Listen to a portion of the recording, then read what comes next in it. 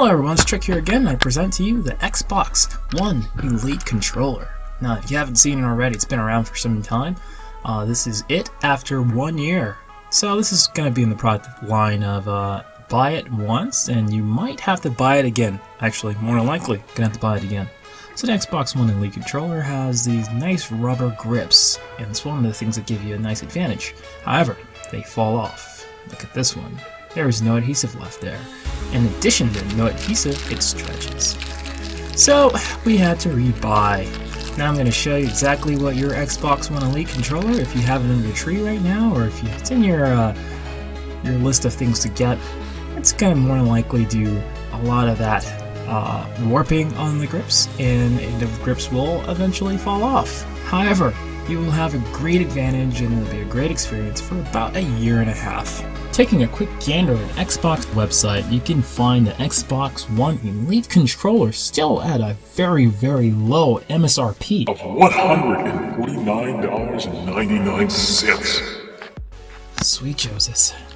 So, brand new, $149. I think that's actually the original price of this controller. Let's have a look-see inside the box. Let's see that. Brand new, fresh looking. New car smell. Alright, so inside the box you will have a nice little case. Very well crafted. It actually feels really, really well. There you go.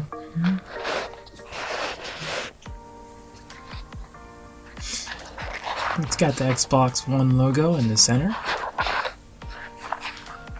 At the very bottom of it, you will see a cutout, and it'll also have the Xbox One logo. Inside of here, you will have your cables, manuals, and other useless stuff that you will not need for this. I'm just kidding. Of course you'll need it. It also comes with a set of cheapo batteries that you can install. However, I recommend that you go out and buy the lithium-ion rechargeable battery. Save you a lot of time, a lot of pain. Here we go. Alright. We pull out the first thing, the USB cable. This is going to be the very first thing that breaks in your Xbox One Elite controller. The USB cable, eventually, I don't know, it's that type of USB cable. It wears out over time, so it'll start charging. It'll stop charging, and unfortunately, the cable's just unfortunately one of the first things to go. Here's your cheapo batteries. There you go. You can put that inside of a clock or a remote control or a vibrating controller, and you will probably get a little bit more benefit out of those batteries in that device than in their Xbox controller. Go out and buy that lithium-ion battery, rechargeable. They help you out. I mean, especially since PlayStation comes with an embedded lithium battery. I mean, it only makes sense to make it rechargeable. And you can use the USB cable that came standard. Now, of course, inside the back of this box here, we have to go through the manuals. Yes, we have one, the user manual, which is information telling you how to use your controller, pairing it, and other things that you should already know, and throw that away. Next thing we have is your warranty information, I think.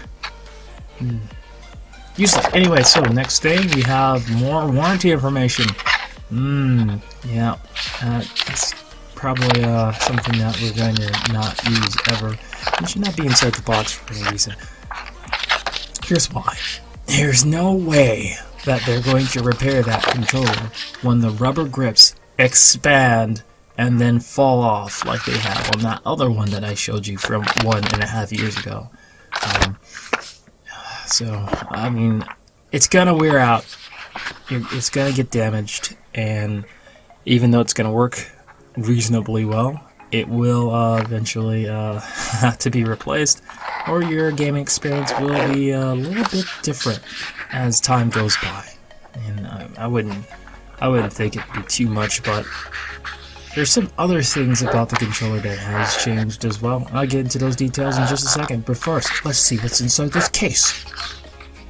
Alright, open the nicely covered zipper there. It's very nice. Let's see what's in there. Ah, here we are. Very, very nice looking controller. Right out of the box, it just begs to be played. As you can see right here, the rubber grips are very adhered to the case, as you saw in the previous image, underneath that is plastic, and doesn't seem like there's a lot of adhesive. Alright, I see all the attachments, like the analog sticks, D-pad, are all removable. They're magnetic, however, they do not fall off when you tap on it. See? So you don't have to worry about playing and then your analog stick just takes off on you while you're in the middle of a decent match. I mean, unless you're going all out crazy, you won't be able to knock these off. Now, here are your nice little rockers. These are, I would say, your cheat pads here. There are extra buttons that can be mapped to, I think, any of the buttons on this controller can be mapped to these extra buttons in the back here. Your triggers can be dampened, I would say. By default, I think they're dampened. However, you can stiffen your it by these controls over here. So it pretty much changes how much distance you have for your trigger to go. Right? Push it up, the distance is shorter. Push it down, the distance is longer, and you have, I guess, more variation and sensitivity when it comes to it as well. Inside here, you'll see where you put those cheap Chinese batteries. If you don't wish to put those cheapo batteries inside of this, then you can get that lithium-ion battery, which is also cheap. So you can do that. It's cheap, but it's more convenient. Alright, let's look at some of these accessories. Is that what we're going to look at? No, actually, I think we're going to look at the other controller, because we have to see the differences between the two, right, at some point. Actually, to start off, I'm just gonna go through some of the features of the controller, and then after that, we just go ahead and compare the two, because of course we want to see what it looks like after a year and a half or so of wear. Now, if you're like me and you grip the controller, you probably will not have the issue if you keep the extra keys that they provide on the back, because you're unable to really grip that controller enough to cause those grips to kind of warp and go out of shape. And I'm guessing that's kind of what they were going for, you know? See where the wonderful little pads are? If you actually keep them there, you will never actually have a full grip on the grips that are provided, which is kind of odd and discrediting, because if you put those grips right there, there's no real reason why the button should be in the way of the grips. It defeats the point, contradicts it. Yeah, I mean, if you remove those buttons, then you get the full grip of the controller. However, the grips are going to get destroyed. But if you leave those there, you won't get any grip almost, unless you're talking about inside your palms. And of course, you're going to save the inner grip more than likely, but at the same time, you're not going to get the full function of having that, the full benefit. Now, you can see here, the D-pad can be switched to what I would consider more of a traditional D-pad. And, that's my preference, of course. I kept it like that on my previous controller because that wonderful, I would say, I'm not sure what to call it, D-pad, it's not necessarily low friction, if you know what I mean. You play with that and it just, after an hour you feel it on your thumb, and it's just not great. So here's the rockers. I'm gonna go ahead and put these nice little tabs right here that comes for those buttons in the back inside this case. And they're going to be in there for the remainder because I don't use these, so unfortunately kind of cutting a little bit of the benefit of having this controller out. However, this is like a sentence for the rubber grips on that controller as well. And the only reason why is because if they're not on, very likely that the grips are gonna fail. Oh well, that's just life. I also did the honors of adding the battery off the former controller onto here. We're going to test that out in a second, but it should work pretty decently, and I recommend it highly. If you look at these grips here, you can see how they conform to the controller. I'm going to bring over the other one, and you're going to see something very interesting. Let's go grab it. Alright, here we go. So you can see the plastic there. It's nice and well oiled because of my hands, of course. And you can see right here, the rubber grips that's supposed to go right there is completely warped out of shape. So it's not necessarily just like ripped off. There's no adhesive back there, so I'm actually kind of interested in how it was held in place. But in addition to that, it's actually gotten bigger.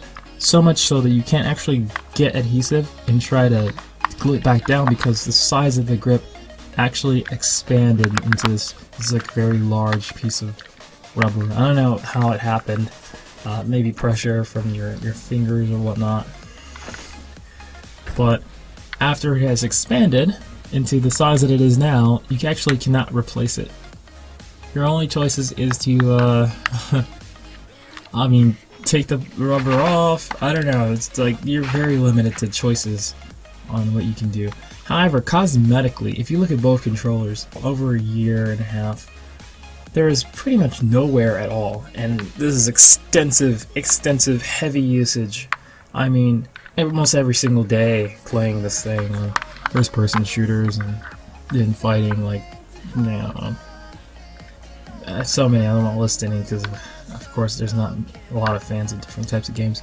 As you can see, there's the battery right there. It doesn't have any markings in the back of the battery because it's not exactly made for that controller, so it doesn't actually mark out the button layout for the extra buttons in the back.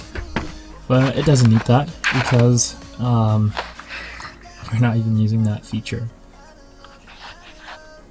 There, the controller is inside the case. I'm not too sure why they put that nice little piece of foam back there. See what we got here. Now, if you want to add a little bit more challenge to all your games, please feel free to install this very long analog stick onto your controller. It does stick on there really well, as you can tell. It took me a little bit to like take that analog stick off there. I can almost lift the whole controller up with it. So when it's on there, it's good. You can switch. Actually, you can switch both of them to the extended analog sticks to really magnify the difficulty in your game. If you haven't already figured out what I'm saying, it's not really useful. I've tried it, and I haven't seen the purpose for the extended or long analog sticks yet. I don't use them. I really don't see the reason why I should add that handicap to my gaming. However, if you like to challenge yourself, that is probably the best thing to do. Alright, let's get some close-ups of the textures on these grips. Actually fairly nice, and like most Xbox One controllers, it's nice. It's just like an added touch of detail there they've added into these controllers. Very well built, as you can see from the one from a year and a half later. Not a lot of wear and tear. I will have to say that the analog stick on the right hand side, the one that's mostly used, does kind of wear a little bit.